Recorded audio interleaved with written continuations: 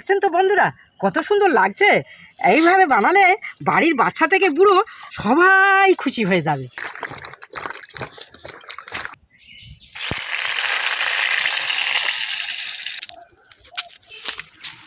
এই দেখুন বন্ধুরা, আমার গাছে কত সুন্দর একটা বেগুন হয়েছে, কি সুন্দর দেখতে। আপনারা আগেই ভূমিকাতে দেখেছেন বেগুনের কত সুন্দর একটা রেসিপি বানিয়েছি। এবার চলুন যাই, পদ্ধতিটা দেখে আসবেন। চলুন, প্রথমে বেগুন দুটো কেটে নেব,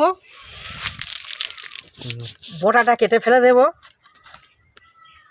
মাছ থেকে চেলা করব। বেগুন আমার কাটা হয়ে গেছে, আর অন্যগুলো সব কেটে রেখে দিয়েছি আগে।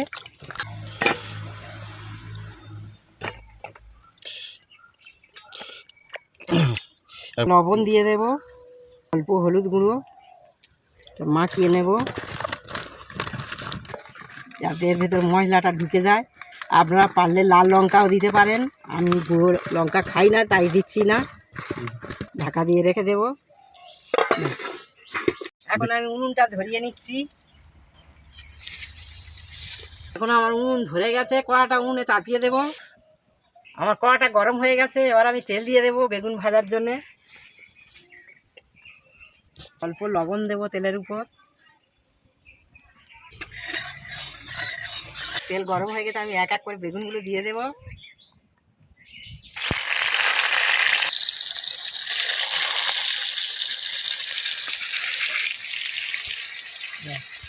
একটা পিঠ হয়ে গেছে, আমি একটু উল্টে দেব।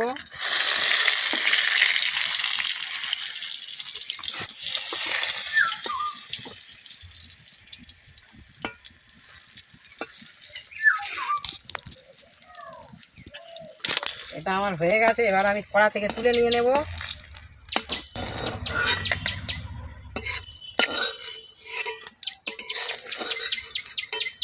বাকি বেগুনগুলো এইভাবে ভেজে নিয়ে চলে আসছি। বেগুনের ভাপাটা বানানোর জন্য আমি এখন একটা মশলা তৈরি করে নিচ্ছি। আপনারা আসুন দেখুন। দেখুন, আমি এখানে পেস্ট করে নিয়ে এসেছি 1 টেবিল চামচ পোস্ত, সাদা সরিষা, একটা কাঁচা লঙ্কা এবং অল্প আদা, আর এখানে আছে সাদা তিল। এটা এখন এই বাটিতে আমি ঢালবো, ঢেলে একটা মশলা তৈরি করব। কম মশলা দেবো, যেহেতু পোস্ত আছে, বেশি মশলা দেব না, দিলে পোস্তর টেস্টটা চলেই যাবে। বাটিটা ধুয়ে নেব।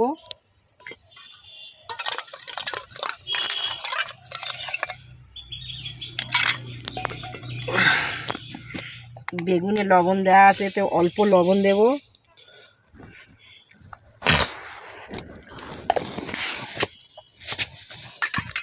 আর দেবো এতে কয়েকটা কোচানো কাঁচা লঙ্কা।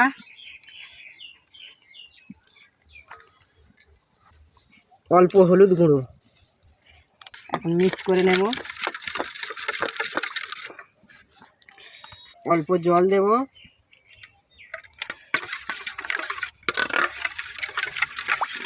এখানে আমি একটা টিফিন বক্স নিয়ে নিয়েছি, এখন মশলাটা কিছুটা এতে দেব।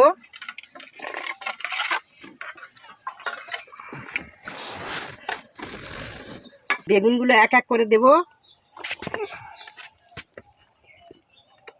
এরকম ঘুরিয়ে ফিরিয়ে নেবেন। বেগুন ভাজার তেলটা এতে দিয়ে দেব।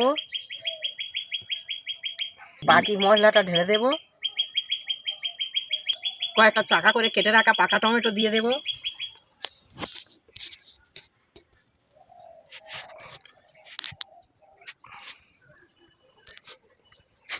এগুলো এখন মিশিয়ে দেব ভালো করে। ছোট স্পুন নিয়ে মিশিয়ে দিচ্ছি। এর উপরে একটু তেল দিয়ে দেব, উপর থেকে একটু তেল ছড়িয়ে দেব। ব্যাস হয়ে গেছে। বক্সটা ঢাকনা দিয়ে ঢেকে দেব। এখানে আমার কড়াতে জল ফুটছে, একটা স্ট্যান্ড দিয়ে দেব। এবার আস্তে আস্তে টিফিন বক্সটা বসিয়ে দেব। খেয়াল রাখতে হবে টিফিন বক্সে এই জলটা না প্রবেশ করে, তাই খুব আস্তে আস্তে আঁচটা দেব। এখন আমি ঢেকে দেব। আধ ঘন্টা এইভাবে, আধ ঘন্টা পরে আবার ফিরে এলাম। এখন ঢাকাটা খুলবো।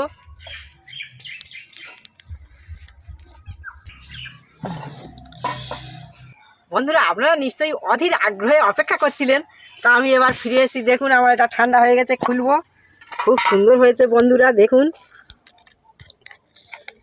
দেখছেন তো বন্ধুরা কত সুন্দর লাগছে। এইভাবে বানালে বাড়ির বাচ্চা থেকে বুড়ো সবাই খুশি হয়ে যাবে। এই রেসিপিটা ভাত, রুটি, পরোটা যা দিয়ে ইচ্ছা খেতে পারেন। এইভাবে বানিয়ে একবার খেয়ে ভালো লাগলে আমাদের চ্যানেলটিকে সাবস্ক্রাইব করবেন এবং আমাদের পাশে থাকবেন। আজকের মতো ভিডিও এই পর্যন্ত, আবার দেখা হচ্ছে পরের ভিডিও।